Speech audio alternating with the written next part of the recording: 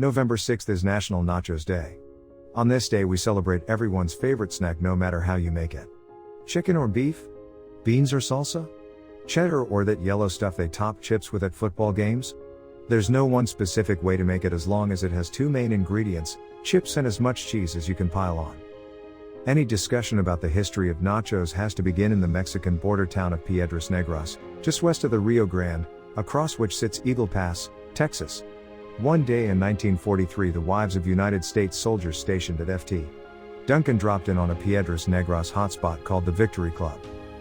Unfortunately the restaurant had closed for the day. Still, a manager named Ignacio Nacho Anaya decided to throw a dish together based on whatever ingredients he still had left. Among them? Cheese and tortillas.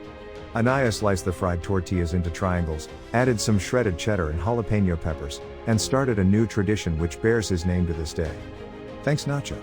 Where would out Super Bowl parties be without you?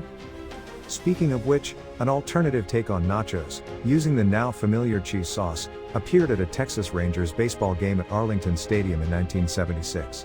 2 years later the iconic ABC sportscaster Howard Cosell mentioned the term nachos during a Monday night football game, helping to turn this rather simple dish into an American tradition. Note, Piedras Negras continues to celebrate the International Nacho Festival each October, complete with live music, art, cultural activities, and a giant nacho contest. On This Day event is an educational project. Thank you for watching. Don't forget to like and subscribe our channel.